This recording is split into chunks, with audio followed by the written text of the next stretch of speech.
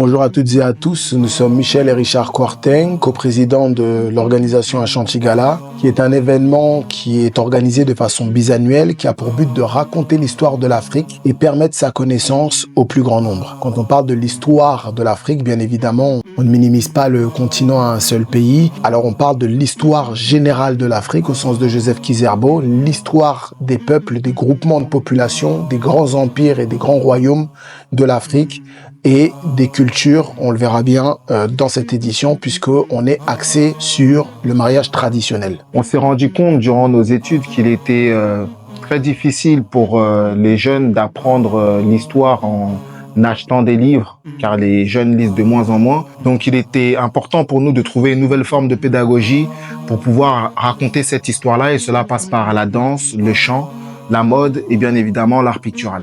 En fait, on met pas assez notre histoire la plus glorieuse en avant pour construire en fait les jeunes générations et leur donner les armes pour se dire qu'en fait, ils peuvent être fiers de leur histoire et de leur culture et de leur tradition et de ne pas avoir honte de tout ça. Parce qu'on met beaucoup en avant l'esclavage, mais l'esclavage, c'est une histoire déjà très récente de l'histoire de l'humanité. Et être cantonné seulement à l'histoire de l'esclavage, alors qu'en fait on parle pas assez de l'empire du Mali, de l'empire de Mansa Moussa, de l'empire Sangai, de Soundiata Keita, d'Ate Yalam Bodj, de toutes ces grandes figures historiques qui peuvent en fait contribuer à nous donner notre dignité, notre valeur et notre fierté surtout. Ne pas connaître le passé, c'est risquer de répéter l'histoire. Je pense qu'aujourd'hui, la jeune génération a totalement conscience de l'environnement dans lequel il évolue.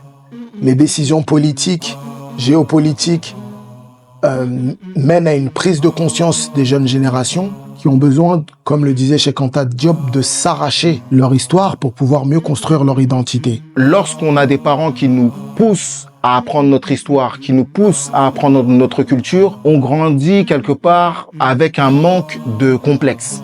Et je pense que ça fait la différence dans la vie pour pouvoir avancer, marcher et suivre notre route.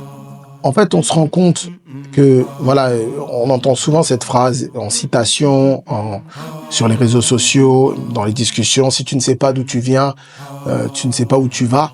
C'est une phrase qui a été banalisée, mais quand on comprend vraiment le sens de cette phrase, on se rend bien compte qu'aujourd'hui, sans cette connaissance profonde de notre culture et de notre histoire, on est tout simplement perdu dans nos sociétés actuelles.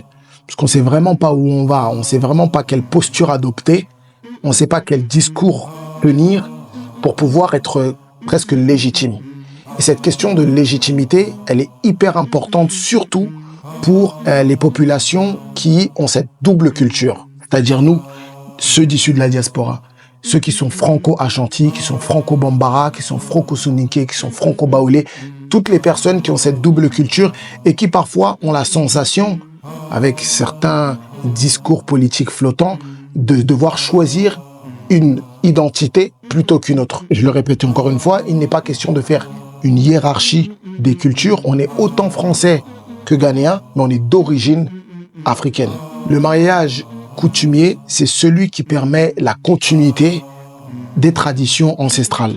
Il était important pour nous, pour cette édition, de rappeler, alors bien évidemment, selon les pays et même selon les ethnies, le mariage coutumier change de protocole, change de manière de faire, mais ça reste néanmoins la même démarche qui est la rencontre des familles. Du coup, en 2025, notre objectif, c'est vraiment d'accentuer sur les cultes et particulièrement sur les manières de célébrer le mariage dans les différents groupes ethniques du continent.